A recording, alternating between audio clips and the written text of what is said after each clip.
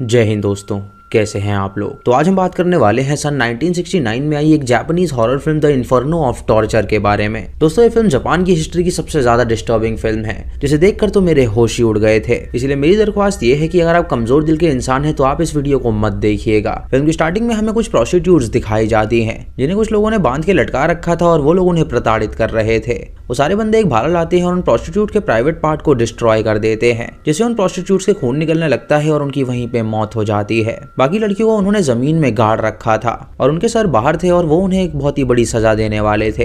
तभी वहां पे दो बंदे एक आरी लेकर आते हैं और उससे उन लड़कियों के गले काट देते हैं, जिससे उन लड़कियों की भी वहीं पे मौत हो जाती है। फिर हमें यूमी नाम की एक लड़की दिखाई जाती है जो कि ग्रेव यार्ड में जाती है, जहाँ वो गेंजो नाम के एक बंदे की ग्रेव को खोदने लगती है। उसकी ग्रेव को खोद के वो उसकी लाश को बाहर निकालती है और उसके मुंह से एक चाबी निकालती है और उस चाबी को पाके वो खुश हो जाती है और कहती है कि अब वो जवानी का लुत्फ उठा पाएगी। वो उस चाबी से अपनी एक बेल्ट खोलने की कोशिश करती है जो कि उसके नीचे लगी हुई थी, लेकिन तभी वो चाबी अंदर ही टूट जाती है, जिससे उसे बहुत तेज गुस्सा आता है क्योंकि वो बेल्ट ऐसी थी जो उस चाबी से ही खुल सकती थी और दुनिया में कोई भी उसे खोल नहीं सकता था। फिर हमें फ्लैशबैक में दिखाया जाता है कि आखिर यूमी के साथ ऐसा कैसे हुआ। दोस्तों, यूमी बहुत ही गरीब थी और वो एक आदमी के कर्जे में डूबी हुई थी। एक दिन वो आदमी जब उससे पैसे मांगने आया तो वो अपने साथ समेजिमा नाम के एक बंदे को लाया था। उसने यूमी से पैसे मांगे तो यूमी ने उससे कहा कि उसके पास पैसे नहीं है, तो उसने उससे कहा कि समेजिमा के पास एक जॉब है जिसे अगर वो करना चाहती है तो वो उसका कर्जा माफ कर देगा। ये सुन के यूमी उस जॉब को करने के लिए तैयार हो जाती है क्योंकि उसका एक छोटा भाई था जो कि बहुत ही बीमार था और वो उसकी दवाइयों के लिए पैसा कमाना चाहती थी।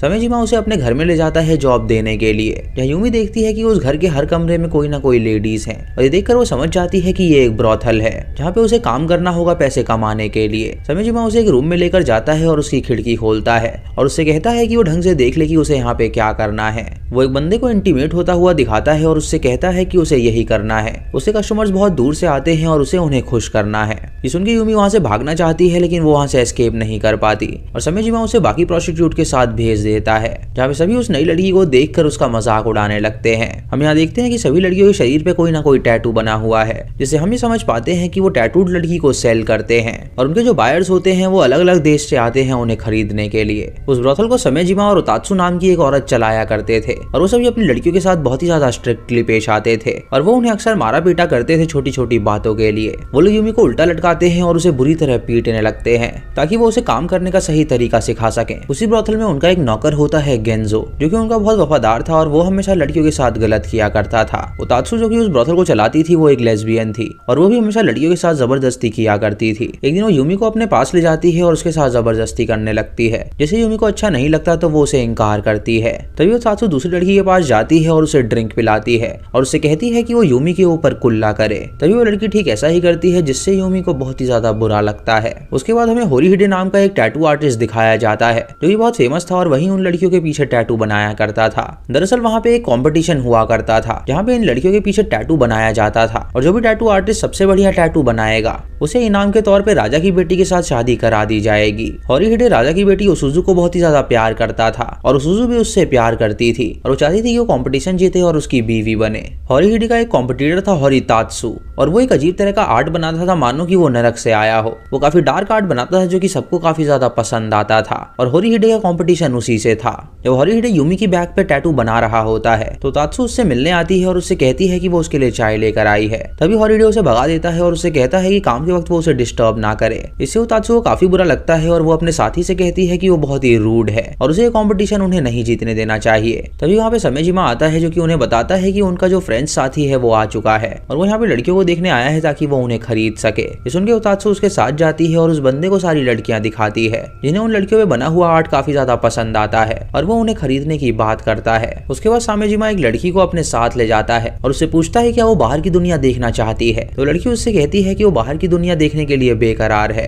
उससे कहता है कि वो अपने साथ 10 लड़कियों को जेल से बाहर निकाले ताकि वो उनसे सीक्रेटली क्वेश्चन कर सके किसी चीज के बारे में। सुनकर वो लड़की समझ जाती है कि ये शायद उसकी कोई चाल है, इसीलिए वो उसे मना कर देती है। तो वो अपनी तलवार दिखा के उससे जबरदस्ती वो काम करवाता है। वो लड़की अंदर जाके सिलेक्टेड 10 लड़कियों के पास जाके उन्हें बताती है कि आज रात उन्हें यहाँ से एस्केप करना है। इधर होरीहिडे जब यूमी पे काम कर रहा होता है तो यूमी उससे कहती है कि वो बहुत ही अच्छा इंसान है, जिसकी कला भी उसे काफी ज्यादा पसंद है और वो उससे मिलकर बहुत ही खुश हुई। तभी होरीहिडे उसे अंदर ले जाता है और उससे कहता है कि ये तो बस प्रैक्टिस है, वो उसके ऊपर ऐसी आर्ट बनाएगा जिसे देखकर सभी लोग खुश हो जाएंगे। तभी वहाँ पे ओतात्सु आती है तो होरीहिडे फिर से उसे वहाँ से भगा देता है। उसके बाद ओतात्सु गेंजो के पास जाती है तो देखती है कि उसने उसकी एक लड़की को बंदी बना बना रखा है और वो उसके साथ गलत कर रहा है तो वो उसे सजा देने का फैसला करती है। वो यूमी गेंजो और गेंजो की बहन को बंदी बना लेती है और गेंजो के सामने वो उसकी बहन को टॉर्चर करती है, जिससे उसे बहुत ज्यादा दर्द होता है। गेंजो उससे कहता है कि वो उसकी बहन को छोड़ दे, लेकिन वो उसकी एक नहीं सुनती और उसके पीठ पे कट लगा देती है और उसके बाद वो उसकी दोनों आंखें फोड़ देती है, जिससे उसकी बहन अंधी हो जाती है। उसके बाद यूमी पे बेल्ट बांध देती है, जो कि वही बेल्ट थी जिसे यूमी खोलने की कोशिश कर रही थी। उसके बाद वो गेंजो के सर पे जोर से वार करती है, जिससे उसकी वहीं पे मौत हो जाती है।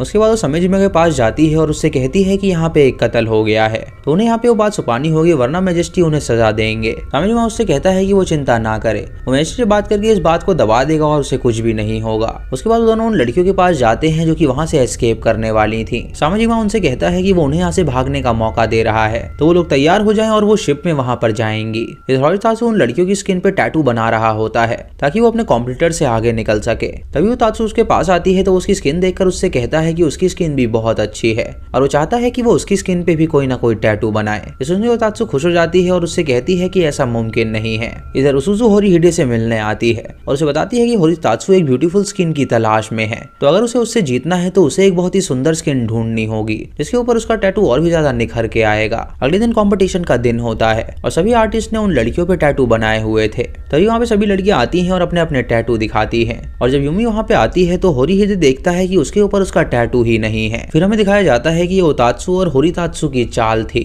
उन्होंने यूमी के शरीर का टैटू मिटा दिया था। वो लोग यूमी को पकड़ के एक रूम में ले आए थे और जबरदस्ती होरीतात्सु से उन्होंने टैटू बनवाया ताकि होरीहिडे का टैटू छुप जाए और उसका टैटू नजर ना आए। जब राजा यूमी के शरीर का टैटू देखता है तो वो काफी ज्यादा खुश हो जाता है और वो कहता है कि जिसने भी ये बनाया है वही विनर है। तभी होरीहिडे इंटरप्ट करता है और उनसे कहता है कि ये धोखा है, उसने इस लड़की के बैग पे काम किया था और उसने भी टैटू बनाया था। उन्हें उस लड़की को ड्रिंक पिलाने के लिए कहता है और जब यूमी उस ड्रिंक को पीती है तो उसका टैटू भी सामने आ जाता है, जो कि बहुत ही बढ़िया था, जिसे देखकर राजा खुश हो जाता है और वो उन दोनों को ही विजेता डिक्लेयर कर देता है। जब यूमी वापस अपने ब्रॉथल में आती है तो तात्सु और सामेजिमा उसे लटका के बुरी तरह टॉर्चर करते हैं। तभी वो तात्सु देखती है कि वो प्रेग्नेंट है तो वो उसके शरीर पे मोम गिराती है और उससे कहती है कि इसकी उसे सजा मिलेगी। वो लोग यूमी को समुद्र में ले जाते हैं और मिट्टी का तेल डाल के उसे जला देते हैं, लेकिन किसी तरह यूमी बच जाती है और वहां से एस्केप कर जाती है। तभी वो गेंजो के ग्रेवयार्ड में आई थी वो चाबी लेने के लिए, क्योंकि मरते समय गेंजो ने वो चाबी अपने मुंह में फंसा ली थी। इधर होरीहिडे पे उसके मर्डर का चार्ज लगा दिया जाता है और उसे एक आइलैंड पे भेज दिया जाता है जहाँ पे वो अकेला था। होरीहिडे फैसला करता है कि वो वहां से एस्केप करेगा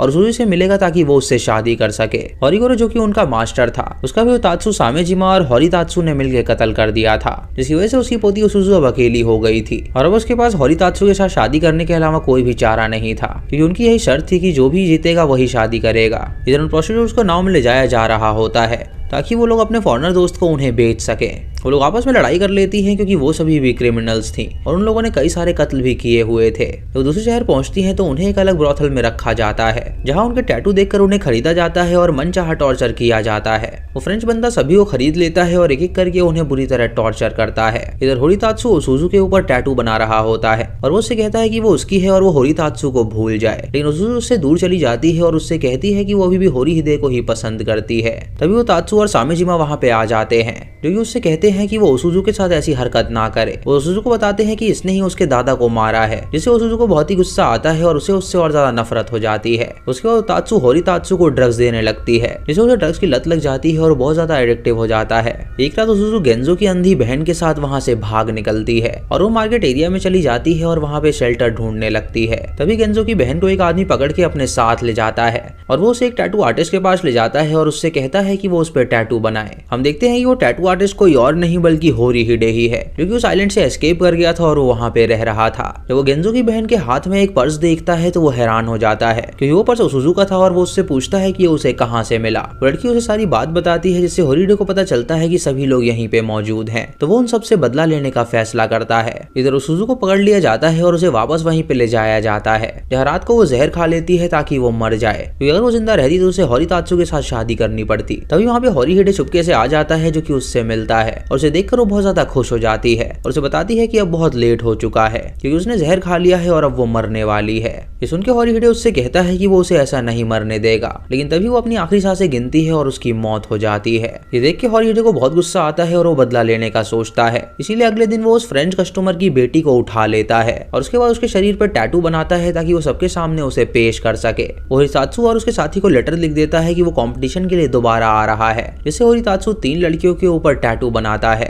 और जब वो उसे पेश करता है तो लाइट बंद करके पेश करता है, जहाँ पे उन लड़कियों पे बने हुए टैटूज बहुत ही ज्यादा निखर के आ रहे थे। तभी वहाँ पे होरीहिडे भी आता है जो कि उस लड़की को अपने साथ लेकर आया था। तो फ्रेंच बंदा कहता है कि वो उसकी बेटी है तो वो उसकी जान बचाए। ये सुन के सामेजिमा उससे लड़ने के लिए जाता है तो होरीहिडे उसे मार गिराता है, जिससे सामेजिमा की वहीं पे मौत हो जाती है। उसके बाद वो सभी लोगों का सामना करता है और एक एक करके सबको मारने लगता है। लेकिन जब वो फ्रेंच आदमी को मारने के लिए जाता है तो वो उस पर भारी पड़ता है। लेकिन तभी होरीतात्सु वहाँ पे आता है और उसका साथ देता है और उस बंदे को मार गिराता है। लेकिन मरते समय वो बंदा भी होरीतात्सु को स्टैब कर देता है। होरीहिडे उसके पास जाता है और उससे पूछता है कि आखिर उसने उसकी मदद क्यों की। तो वो उसे बताता है कि वो हमेशा से गलत लोगों के साथ था, उसे उसकी कला की बहुत ज्यादा कदर है और वो हमेशा उसे याद रखेगा। ये कह के वो वहीं पे मर जाता है। तभी होरीहिडे उस लड़की को बाहर भगा देता है और उससे कहता है कि वो यहाँ से चली जाए, और उसके बाद वो खुद ही आग में जल के मर जाता है। जब राजा को ये सारी बातें पता चलती हैं तो वो सभी प्रोस्टिट्यूट्स को एकत्रित करता है और ये करके उन्हें सजा मिलती है और तात्सु को भी सजा मिलती है, जहाँ पे वो उसके दोनों पैर को बांस की डंडियों से बांध देते हैं। और उसके बाद जब वो रस्सी को काटते हैं तो बांस की डंडियां लचकने लगती हैं, जिससे उसका शरीर आधा हो जाता है और उसकी मौत हो जाती है। और इसी के साथ ये मूवी यहीं पे खत्म हो जाती है। तो दोस्तों ये थी 1969 की इन्फर्नो ऑफ टॉर्चर। आपको ये कहानी कैसी लगी आप हमें कॉमेंट सेक्शन में जरूर बताइएगा। ये कहानी काफी ज्यादा डिस्टर्बिंग थी जो कि बहुत ही कम लोग देख पाएंगे। तो अगर आप कमजोर दिल के नहीं है तो आप इस मूवी को जरूर देखिएगा। चैनल पे नए हैं तो इसे सब्सक्राइब करें और बेल आइकॉन दबाएं नोटिफिकेशंस के लिए। और दोस्तों वीडियो को लाइक और शेयर करना बिल्कुल मत भूलिएगा।